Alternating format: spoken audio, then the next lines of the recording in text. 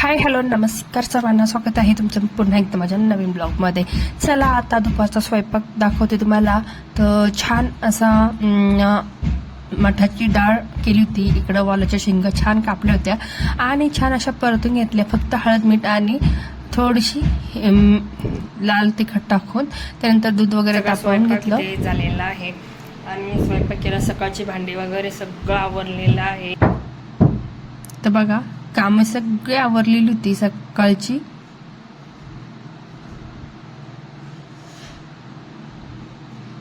इकडे छान अशी भाजी झाली होती आणि मटाची डाळ वगैरे भात वगैरे झाला होता. शाळेतून मुलगी देखील शाळेतून आणि आता त्यांना जेवायला द्यायचं आहे. दुपारचं सर्व काम आवरलेलं आहे. चला आता सुरुवात करूया. यानंतर आता जाणार आहोत बाहेर, कुठे ते सांगते. बोल ना. आता मी शाळेतून आली. आता मी शाळेतून आले आणि खाऊ घेऊन आले होते. आता मी बसून खाणार आहे थोड्या वेळी. ही आहे माझी मम्मी. चला आता जेवण वगैरे केली होती आणि आम्हाला जायचं होतं बाहेर. तर बाहेर आम्हाला वॉलपेपर घेण्यासाठी जायचं होतं. चांगली छान अशी साडी वेअर केली आणि आता आम्ही चाललो आहे बाहेर वॉलपेपर घेण्यासाठी ते द्वारकेवर. तर चला आता जातो. तर बघा इथे छान बाहेर पडलं, खूप छान वातावरण वाटतं आणि खूप छान असं थंड वातावरण आहे. पाऊस पडला तर आम्ही चाललो होतो वॉलपेपर घ्यायला, कारण भिंतीला थोडासा ओलावा आलेला आहे आणि त्यामुळे वॉलपेपर लावायचा आहे तिथे. तर चला मिस्टर वगैरे आम्ही जेवण वगैरे केली आणि ते वॉलपेपरच्या दुकानामध्ये पोहोचलो. तर बघा इथे आम्ही वॉलपेपर घ्यायला गेलो होतो, पण आम्हाला काही वॉलपेपर असे चांगले असे भेटले नाही क्वालिटीचे. आणि म्हणजे होते पेपर, पण ते म्हणले की भिंतीला चिटकणार नाही, पटकनी निघून येईल, कारण भिंत ही जास्त ओलसर नव्हती. पण आम्हाला काय तिथले वॉलपेपर आम्हाला आवडलेच नाही. त्यानंतर आम्ही तिथून निघालो बाहेर आणि मिस्टरांना जायचं होतं बाहेर ऑर्डरसाठी.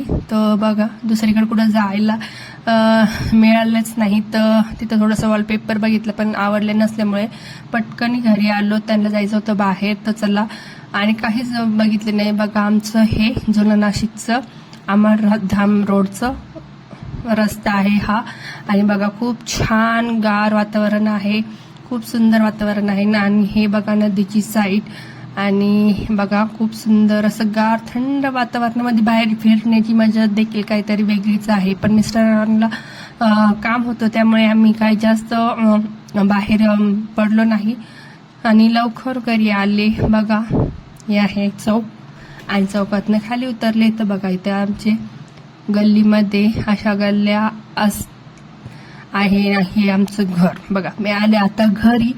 काहीच बघितलं नाही. वॉलपेपर बघायचा होता, त्याचाही पचका झाला आणि काही बघितलं नाही. तर चला त्यानंतर मी आले घरी.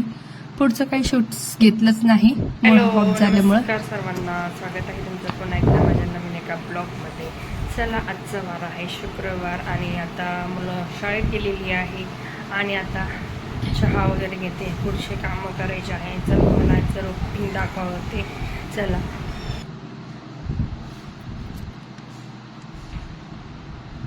झालेला आहे आणि चहा घ्यायचा आहे मला. तर बघा रात्रीच मी इथे डाळ तांदूळ इथे भिजत घातली होती. तर अर्धा किलोच्या प्रमाणामध्ये मी हे रेशनचे तांदूळ भिजत घातले होते आणि त्यामध्ये थोडीशी 1 वाटी पांढरी सफेद उडदाची डाळ आणि अर्धी वाटी आपली चणा डाळ टाकली होती आणि तांदूळ छान अशी वॉश करून हे रात्रभर भिजत घातले होते. त्याचं काही शूट तुम्हाला दाखवलं नाही. चला आता चहा वगैरे झाला आणि आता मला हे दळून घ्यायचं होतं. तर बघा आता छान सगळं थोडं प्रमाणामध्ये सर्व दळून घेतलं. असं मिश्रण अशा प्रकारे झालं. त्यानंतर आता हे पीठ फुगण्यासाठी मी ठेवलं. त्यामध्ये मीठ आणि सोडा वगैरे टाकून ठेवला.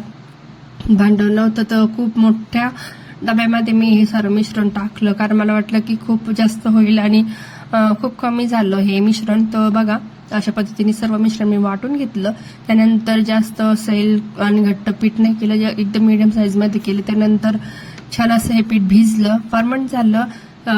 याला 4 ते 5 घंटे रेस्ट दिली.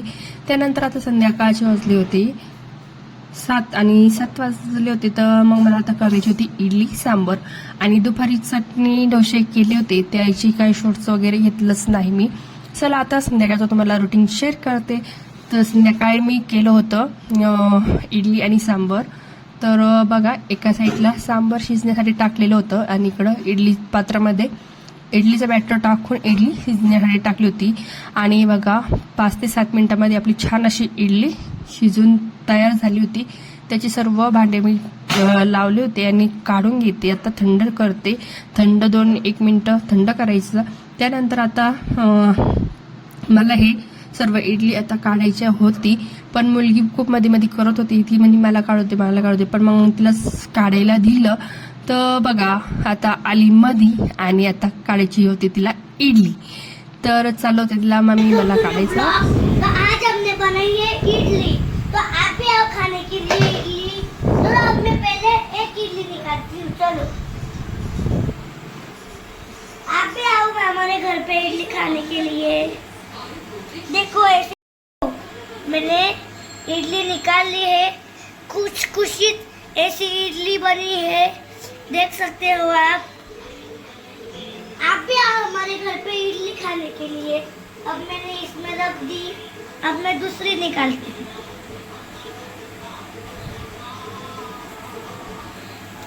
आप भी आओ खाने के लिए.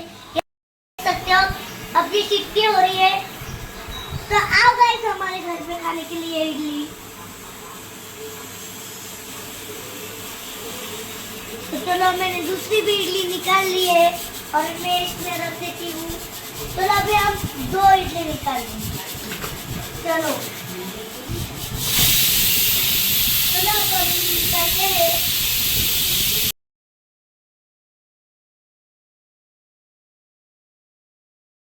दुपारी चटणी डोसे झाले होते आणि बघा अशा पद्धतीने सर्व इडली मी करून घेतली. आणि एकदम स्पॉन्जी घरगुतीच्या साहित्यामध्ये ही इडली बघा एकदम सुंदर मऊसूत आणि एकदम कापसासारखी आपली ही इडली झाली होती. एकदम खायला सुंदर झालेली आहे. तर याची रेसिपी मी तुम्हाला नक्की पुन्हा पीठ भिजवण्याच्या वेळेस दाखवून. बघा एकदम कापसासारखी एकदम लुसलुशीत आपली ही पांढरी कापसासारखी ही इडली इथे तयार झाली होती. त्यानंतर सांबर बी केलं, पण सांबरची ही रेसिपी डीपमध्ये मी तुम्हाला काही दाखवली नाही. ते बघा एका साईडला छान असं सांबर बनवून घेतलं होतं मी आणि इडली खूप सुंदर झाली होती. त्यानंतर आता बघा मुलांना खाण्यासाठी इडली देते. तो छान अशी इडली आणि त्यावर सांबर. हिरवी चटणी कोणाला घरामध्ये आवडत नाही, त्यामुळे मी काही हिरवी चटणी करत नाही. आणि इडली संग फक्त मुलं सांबरच खातात आणि डोश्या संग बटाट्याची चटणी. पण चटणी वगैरे झाली होती दुपारी, ते काही तुमच्या संग मी शेअर केली नाही. आणि दुपारचंही काही मी तुम्हाला रुटीन दाखवलं नव्हतं.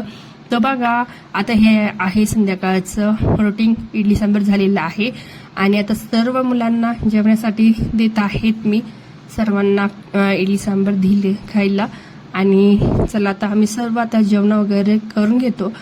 आणि व्हिडिओ जर इथेच एंड करतो. व्हिडिओ जर आवडला तर नक्की लाईक करा, शेअर करा, सबस्क्राईब करा. आणि खूप आता तुमचा सपोर्ट कमी झालेला आहे, प्लीज जास्तीत जास्त सपोर्ट करा. बघा आता सगळे मुले इडली सांबारचं एन्जॉय करत आहे. मिस्टर काही घरी नव्हते, ते होते बाहेर आणि त्यांची ड्युटी असते रात्री 11 वाजताच येत असतात. तर चला व्हिडिओ इथेच एंड करते आणि सर्वांना शुभ रात्री. चला बाय.